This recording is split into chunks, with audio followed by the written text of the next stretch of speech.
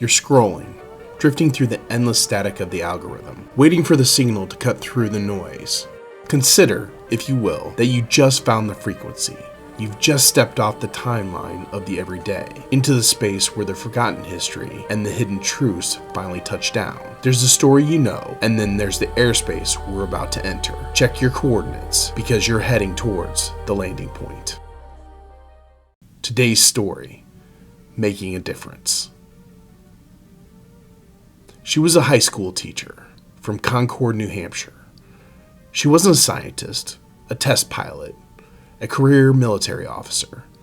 She was a mother of two who happened to have a passion for the American Revolution and a knack for making the past feel alive to her students. In 1984, when the White House announced the Teacher in Space project, she was just one of 11,000. She didn't think she stood a chance, but the field narrowed from 1,000 to 100, then to 10. Her infectious enthusiasm and ordinary person charm caught the eye of the select committee. She wasn't looking for fame.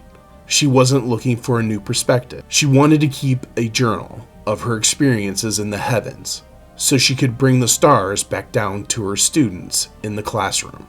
To the world, she was the ultimate symbol of civilian pioneer. She spent months training alongside veterans, learning the jargon, the G-forces, and the gravity of the mission. She was going to be the first private civilian to venture into the great unknown, and the entire nation, especially its school children, was strapped into the cockpit right alongside her.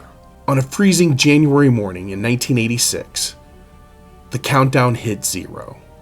The world watched, breathless, as the craft rose on a pillar of fire. But 73 seconds later, the sky over Cape Canaveral turned into a nightmare of smoke and white trails. History remembers her as the tragic hero of the Challenger.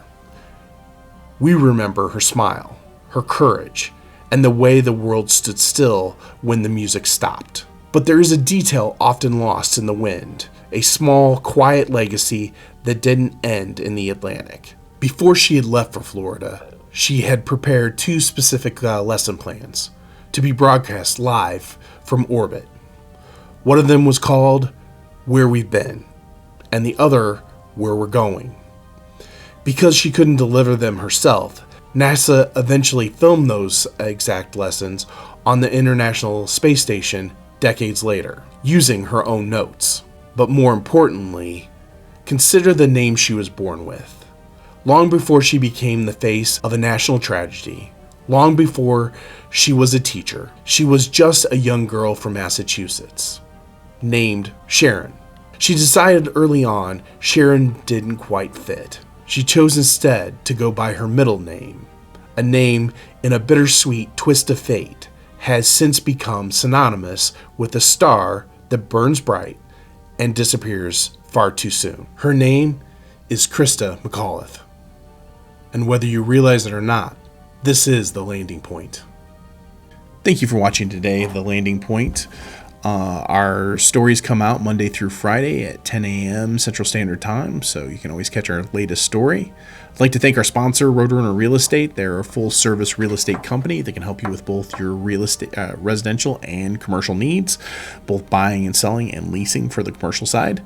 If you haven't done so already, please go out to our YouTube page and subscribe so you can get our latest stories that come out.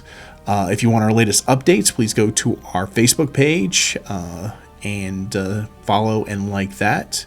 And then for those of you that enjoy just listening to stories when you're out on the drive, we do have our podcast too that you can hear the same stories. Thank you for listening to today's story, and we'll catch you next time.